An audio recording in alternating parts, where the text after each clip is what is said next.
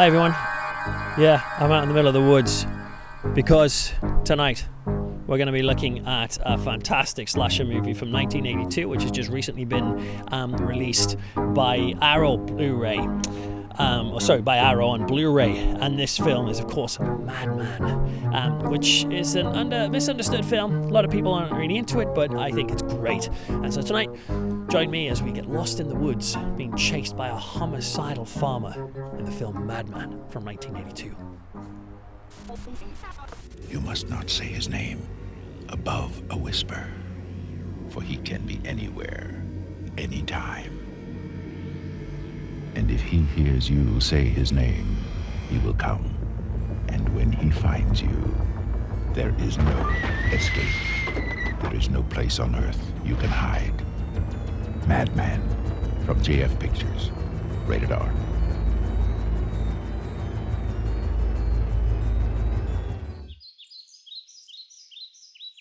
Now, in the extras on the new Arrow video disc, Madman's producer Gary Sales makes a great point. He says something like, the slasher film craze lived fast, died young, and left a beautiful corpse.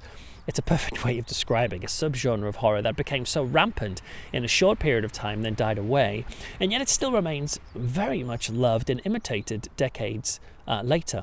Now, I'm not going to go into any sort of big depth analysis of the slasher genre in general. If you want that, then check out episode 65 of my audio podcast, where I discuss slasher films, karma, and the punishment of sin. Yeah, bizarre title. But I'll be looking specifically tonight at Madman, which came out in 1982. This was a year when the slasher movie craze had really hit its peak. Both major and minor studios were eager to put slashers out, hoping to recreate the phenomenal business Friday the 13th was doing for Paramount. And in amongst this literal avalanche of slasher films was one of the first of 1982, a film that seemed to be overshadowed by many of the other big slasher franchises, and yet a film that has not only endured, but has become one of the most fondly regarded by select horror fans. I'm one of them. Madman was back then and remains now one of my personal favourite slasher horror movies. Now, in a nutshell, it's the tale of the counsellors and the youth leaders at North Sea Cottages, a summer camp for gifted children, whatever that means. And the camp has a really interesting layout, by the way. I like the way the buildings are all set out. I like the feng shui of the place, if you want to call it that, even though it facilitates carnage. But anyway, this camp, we find it's the last night of camp before the parents come up, and so the head counselor, Max, is sitting around the campfire telling everybody a freaky tale of a local killer who stalks the woods. Yet it's very similar to the opening to The Burning from 1981, since both films took their inspiration from the Cropsey urban legend. But there's something very cool, and I would say even cooler, about the way the campfire tale is presented here in Madman. As Max talks of a brutal local man from history, we see shots of a heavy-booted farmer swinging his axe as he walks his house, and we see a spooky old farmhouse in the midst of the woods. It's all lit in what genuinely looks like pure moonlight. And this farmer is a horrible guy to start with. He beats his wife, he's horribly harsh to his children. But then one night, Max explains that he went crazy and he murdered his family. Now, this idea of someone just suddenly flipping and going crazy freaked me out when I was a kid. It reminded me of Ray Bradbury's The Martian Chronicles. That's a great book, of course, and I'm one of the few weirdos who actually loves the TV miniseries based on it. But I always remember the character of Jeff Spender, played by Bernie Casey in the miniseries, who's so disillusioned with mankind and so fascinated by Martian culture that he flips and he murders his fellow astronauts on the Martian surface. And after it happens, he says to Captain Wilder, "Just think of me simply as a man who went mad one summer's day." And it's a chilling idea that one person can flip a mental switch and can completely change their moral behavior within a moment. And here Madman does just that. Though, to be fair, he's already a nasty piece of work, so they make the point in the script here that he doesn't just have a nervous breakdown, but he goes stark raving mad, and I quote that. As soon as Max starts to say these words, stark raving mad, Mars walks, you see Madman walking into a room, a low squelchy synth kicks in, and I can remember how much that image chilled me. This combination of him going mad and then the shot of him walking through his room and the squelchy stinger on the synth soundtrack. Anyway, it ramps up the scary intensity too, because he chops up his wife that night, and not only chops her up, but chops her up into little pieces like it took him a while. But then he adds this point as well. Max says, and now with his bloodlust awakened. And it's like, this weird farmer has this pent-up violence that's finally splurged out on this weird night, and he loves that fact that it's coming out of him. He's rejoicing in it. That's a scary setup for a murderer, the mad farmer who suddenly feels alive in his spirit because he's drenched in the blood of his wife. I mean, come on, that is a frightening idea. I think it's this notion of this farmer suddenly going mad, which is disturbing, especially when you think about the reality of farmers these days. Here in England, it's a notoriously difficult and stressful profession, but across the world, big business is squeezing farmers' profit lines to unsustainable levels, and it's long been known that farmers have one of the highest rates of suicide in the world. In a recent article in Newsweek, it even called these suicidal farmers an international crisis. Now, this idea of frustrated rural folk being turned to mental despair is a disturbing one, and it's one of key ideas in certain horror films like the Texas Chainsaw Massacre, where we get abattoir workers gradually going insane in the backwoods of Texas, only for city dwellers to wander in and fall at their mercy. Now, obviously, I'm not suggesting the farming community are all right for turning homicidal, but the factual reality of suicidal farmers finds its natural expression in horrors where the farmers aren't so much suicidal, but they are homicidal instead. And Madman stomps through the rest of his house, murdering his son and daughter in moments that are reminiscent of Amityville 2, The Possession, which, if you've seen that, you'll remember it depicted the real-life case of Amityville killer Ronald DeFeo. None of the family in his case, and also none of the family in Madman's case, seem to notice as the other members of the family are killed in sequence. And so you wonder, is there something supernatural going on? Has the farmer not just gone mad, but is something making this happen, something facilitating it? It appears so, because the mad farmer rocks up at the pub afterwards and orders a beer, sets his bloody axe on the bar like it's his car keys, and then 10 other farmers meet out a little small-town justice and go to execute him for his crimes. We get a similar, though much heartbreaking version of this in the previous year from the excellent TV movie Dark Night of the Scarecrow. Anyway, they leave the madman for dead, but the next morning he's gone, and what's more, the bodies of his wife and children are missing too. And you're thinking, what the heck is going on in this farmer's head? I mean, he can't be hiding the bodies to escape the law because he's already been accused and sentenced, as it were, for this crime. So you're wondering, does he feel guilt? Does he want them back to be back with his kids and with all those tiny pieces of his wife? Or is Madman racked with remorse and he wants to take out his anger for his night of madness on the rest of the world? Or, of course, maybe he's just totally messed up and loved killing his family so much that he wants to be able to view and see his work like the trophy collecting habits of some serial killers. In short, this is a setup that I think is loaded with grim themes and intense ideas, which makes the legend of Madman really quite twisted indeed. And I think it's one of the reasons why the film struck a chord with so many viewers, particularly people of my generation who were kids when they first saw it. It's a very dark legend. But of course, he's still out there looking for fresh victims, which is where the cool urban legend idea comes into the film. It turns out that Madman might be blind in one eye, but he has a seriously good hearing ear, because if you say his name above a whisper, he'll hear you from where he is and he'll come for you. And we finally discover his name is Madman Mars. So named by producer Gary Sales after Mars, the bringer of war from Holst's Planet Suite. Now, this saying a name to invoke the monster is a preempting of the whole Candyman sort of repetition that made him appear in that film, but of course it's also reminiscent of the folk legend of Bloody Mary, who will appear if you say her name 3 times into a mirror, and maybe she'll show you the face of your future husband. What I always found so scary about the Madman Mars idea, though, is invoking him would be so easy to do by accident. At least with Candyman and Bloody Mary, there's a sense of repetition involved. With Mars, you could just run into him merely by accidentally saying his name slightly louder than you wanted to. You know, I can vividly remember me and my sister watching this and saying his name quietly after the film, just in case, you know. Like, she was probably just going along with it for a laugh. She was older than I was the youngest in the family. But I always remember in the back of my mind wondering, what happens if Madman Mars is actually real? And what if I say it out loud? Will he come for me? And even now, right, I'm not even kidding, this kidified urge not to say it too loud is still in my brain here. 30 years later, I've got to give kudos to a film that makes me feel that. In fact, I remember I started to refer to him as Madman Marzipan with my sister whenever he cropped up in discussion, because at least that way you weren't saying it in proper risk. But then I was always in doubt, what if he really hears?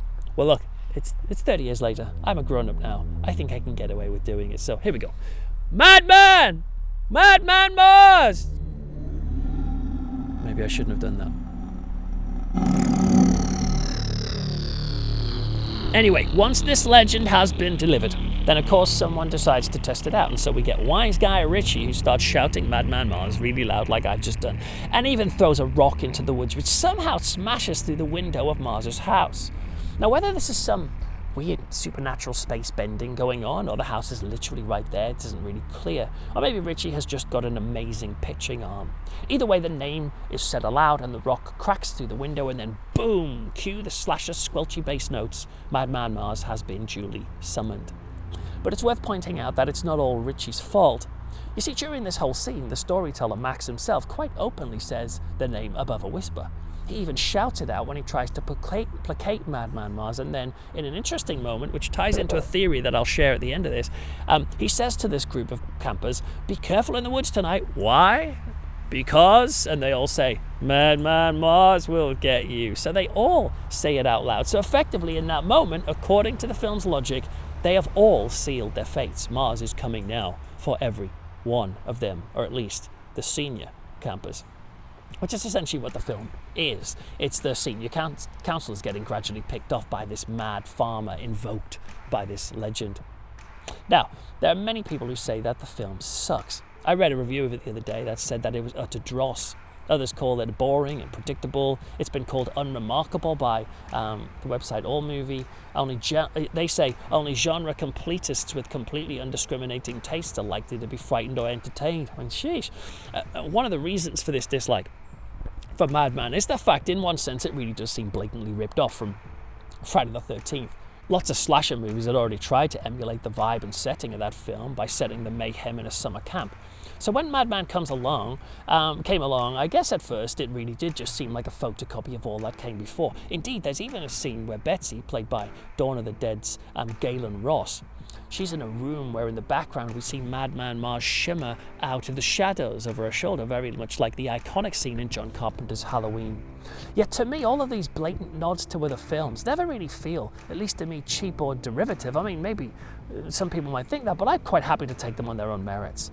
And dare I say it, while I really enjoy Friday the 13th, there's something about Madman that just works a bit better for me. Look a little closer at this film, and I think you'll see a well-crafted, exciting horror film with moments of surprising humour. For example, some of the dialogue exchanges between the councillors is absolutely hokey, I know, but there's something just likeable about it, about the way they all kid each other and do their best to be responsible leaders at this camp. So much so that, unlike many slasher films, I did actually care about these people once the axe starts swinging, and the axe certainly does start swinging.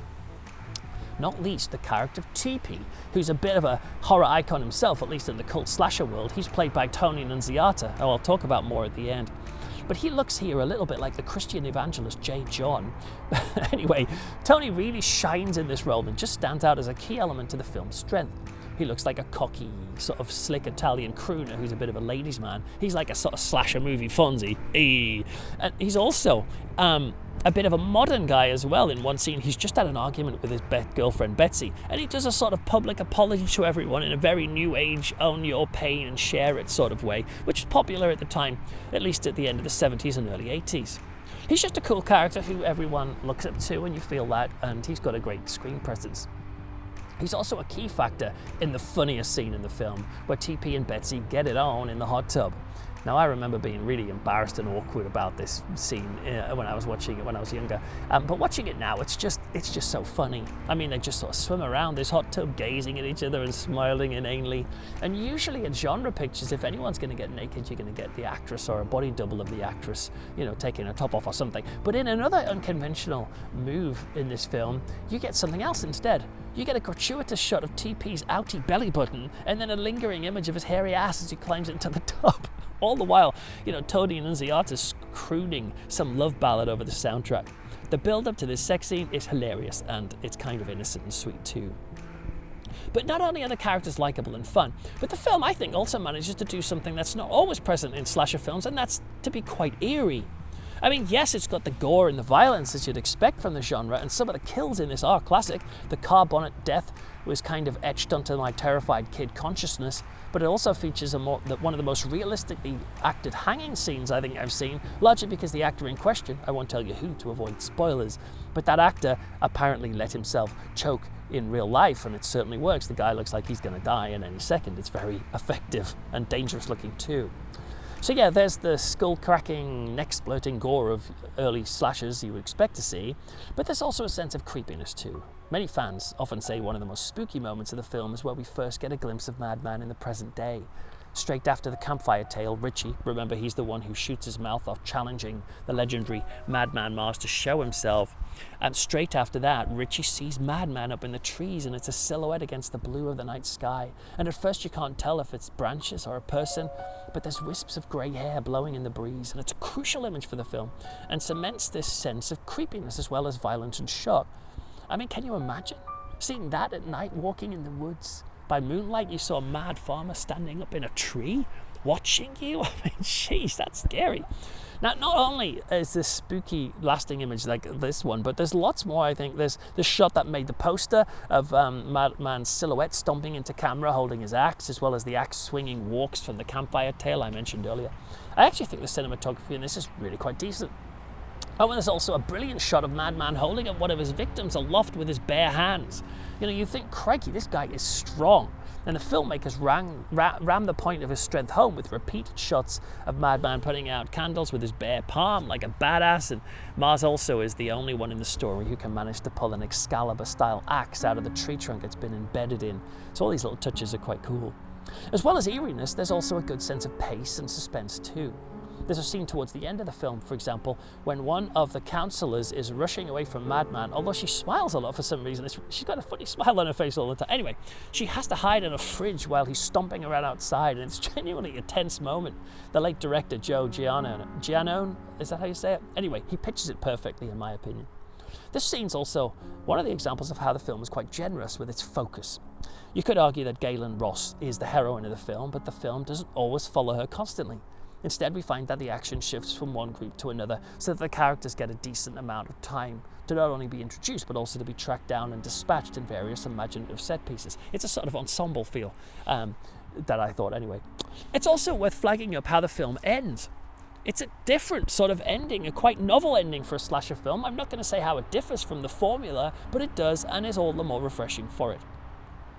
Now, one of the other things that make the film stand out is, at least to me, is that it feels surreal. It's a little left field, this film. There's something about the way it's put together that to me feels quite dreamlike. For a start, everything happens at nighttime. There's not a single shot in the day, which really ramps up the claustrophobic atmosphere. But there's also the fact there's only about 5 kids at this entire summer camp. So they're outnumbered by the counselors. I guess this was some sort of budgetary restraint or constraint, but you see a film like The Burning or Sleepaway Camp, and the place is teeming with kids, teeming with extras. Here, though, the kids are so sparse and immaterial in some ways. I think it just adds to this weird, dreamlike atmosphere of this camp. There's lots of other quirky aspects to the film, which in my opinion add to the vibe of dreaminess rather than detract. There's the fact that the house of the killer is literally within a stone's throw of the campfire, which just feels ridiculous when you think about it, but it's strangely acceptable in the dream-like world of Madman. There's also the fact that 2 of the women characters in this don't seem to trust their vision. They both see Madman really blatantly, but they quickly question themselves and decide it's nothing. And you're like, what is wrong with these people? Like, they've just seen a crazy killer. Is this just a silly plot hole? Or is it some sort of clever supernatural spell that this demon-haunted farmer can cast on his witnesses? Who knows? Then, of course, there's the music. Or more specifically, the songs. Well, the music, the score is great. I want to get that someday. I think Death Waltz might be releasing it. But the film also has a bunch of songs, one being the love song I mentioned earlier, sung by Tony Nunziata in the hot tub scene. But it's the song at the beginning and the end of the film that add the real sense of surrealism to the film. You see, it doesn't just open with the head counselor, Max, telling a scary Madman tale. Just before it, preceding it, TP does a sort of musical version of it called Song of the Fifth Wind, where he vamps around the campers, gurning and singing about bodies never found. And intricate with this are actual scenes in the film of the characters being stalked and killed. And it's like a weird little prophecy of what's going to happen in the film, and it's quite unusual. It's not unheard of. You get a similar effect in Joe Dante's genius werewolf film, The Howling, where you get snippets of film dialogue played over the credits sequence. But here we see actual images from the upcoming movie of characters in peril. And you'd assume that seeing information like this in the first 5 minutes is going to rob the film of suspense, but it does really the opposite in a way. It's a slasher movie after all. You know people are going to die, but the blatant overture of that at the start is an unusually brash and visual way of doing it. Now, linked to this weird topsy-turvy approach is this title sequence of the film, which is a brilliant black-on-red graphic of a twisted wood, designed by Paul Ehlers, actually the actor who played Madman himself. And there's the scary, harsh synth stab that squeals when we see the Madman title shoot out of the screen. I really need to get that sound as a notification of a text message on my phone. Anyway, we get that sort of rolling credits that usually happens at the end when the words go up, but it happens at the very start of the film. And you wonder, what the heck's happening here? Like, is this film a little bit like the Videodrome theory I shared last episode, where Madman could be another film that's cyclical? It's a constant cycle, a constant loop, a nightmare loop where the film showing a doomed night never to be escaped from. Who knows, maybe the film is in itself a legend that keeps on getting told and retold. The legend lives and lives and lives and lives. Another unusual touch is that after TP finishes his scary song, Max then effectively tells a more straightforward prose version of it. The presence of these two alternative tellings together feels like something I would have thought a big studio would have cut. They'd have said, just have one or the other. I love how Madman just puts them both in straight away, and you get an atmosphere that things are a little bit unpredictable and a little bit unusual and off kilter.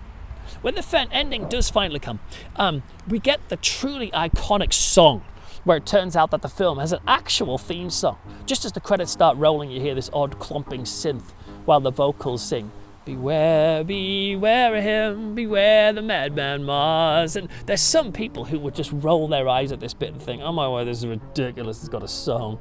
I remember thinking that at the end of Stephen King's Cat's Eye. I was squirming when the 80s pop song kicked in. Cat's Eye, how you took me unaware. Even though I think it's sort of quite fun now.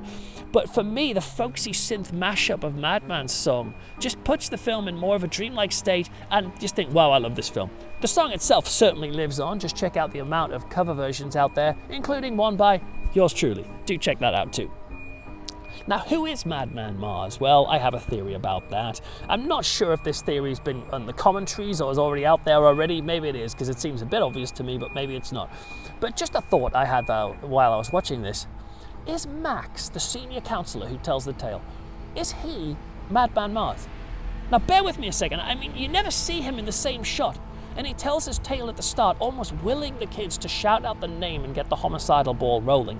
Remember, he gets them to shout the name out nice and loud. He also is a big guy with long wispy hair. It wouldn't really take him long to pull on a crazy mask and climb up a tree as the young kids head back to their camp. You know, I just thought maybe it's him. Just a thought. I quite like the idea that Max is this crazed maniac who's just waiting for the last night of camp to unleash his fury on these campers he's been looking after all summer. And think of his name, Max. That's only a couple of letters off Mars, isn't it? Well, okay.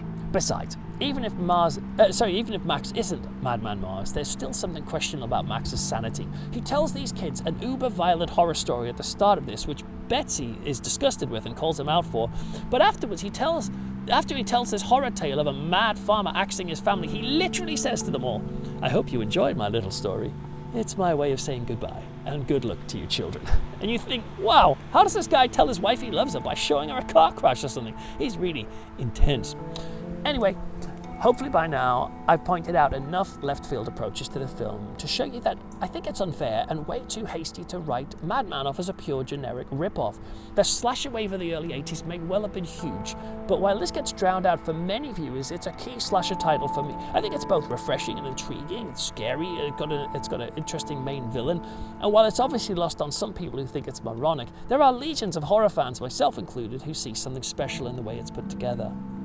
I'm not sure what it is about Madman that makes it so likable, but it just is. Maybe it's nostalgia, maybe it's the age I first saw it, or maybe, just maybe, it's because it's actually a lovingly made, interesting, creeping, pleasing, and at times unconventionally conventional slasher film.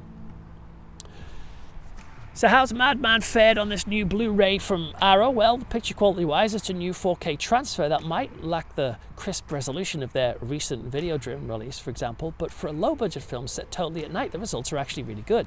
There's inherent issues with the negative, and they crop up now and again, mainly a sort of strange reddish streaking down the center of the screen like that, Ironically, it looks like Freddy Krueger must have, scraped his glove down the center of your TV. But that's not often, it's not that big of a deal. And yes, there's a bit of grain and softness here and there, but on the whole, it's a great leap up from the VHS and DVD editions that you might be used to. Now, if you've got the latest Vinegar Syndrome release of this on Blu-ray, then the extras are pretty much identical and the print is very similar, though I've read a review that says Arrow's presentation's got slightly better edge when it comes to skin tones. I'm not really sure, I couldn't compare. I don't have both issues. But what's great is, for me, this is the first time I've been able to see these extras that have been around for a while already. So I thoroughly enjoyed the fan-made feature-length documentary, Madman, The Legend Lives, which interviews key members of the cast and crew, with the sad exception of Galen Ross. I wish he'd been in it. And also it's got my favourite moment, when the producer Gary Sales and Madman actor Paul Ehlers revisits the original woodland location of the film, and they stumble across the actual chain and rope hookup they used in the movie for the hanging scene, and you can just see how thrilled they are to find this 30 years later. And it's great to think of it, it's probably still there now, swinging still as I speak, though one wonders if some unscrupulous Madman fan might slink out there in the middle of the night and cut the thing down for their collection. There's certainly plenty of hardcore Madman collectors out there who might be eager to do that. There's a couple of commentaries on the disc, which I haven't been able to listen to in time for this, but I will be. And other extras on there too, so in a way, you're going to know all there is to know about Madman once you've worked your way through the disc, though I do wish Arrow had added a few exclusive extras as well, but there you go. One final note is that the film has an in memoriam to the director Joe Giannone, and also to Tony Nunziata, I've mentioned earlier, who plays TP. Now, I mentioned about Nunziata being really great in the role of TP, and what's surprising to find is that this was his only film role. His main job was actually being an expert in fish, and he was the director of the Sardine Museum and Herring Hall of Fame in an island just off Maine. Now, this was home to the world's largest sardine can, and he used to run this place, and so he was known for his fish expertise so much that he's actually credited as Tony Fish in Madman rather than Tony Nunziata. Now, sadly, Tony died really young, aged only 51 in 2009, but it's very clear from the extras on the Blu-ray that he was a well-loved man, and while Tony was well respected by people in the world of fish and tourism, of course he was, his worldwide fame undoubtedly comes because of Madman. I know him because of Madman. And this is something I notice. So many actors are fondly remembered across the world, not because of some high-profile drama series or an amazingly well-received theatrical career, although those are all important things, but it's often because of their presence in genre movies. I love the irony that films seen as cheap knockoffs jumping on a genre bandwagon are sometimes more meaningful to people decades later than the massive and worthy blockbusters that perhaps they wish they could have been in, but many people have forgotten. Tony Fish and other actors and crew in Madman are great examples of how spending a few months of their life in a low-budget horror movie has cemented them into the core cultural memories of many, many people around the world.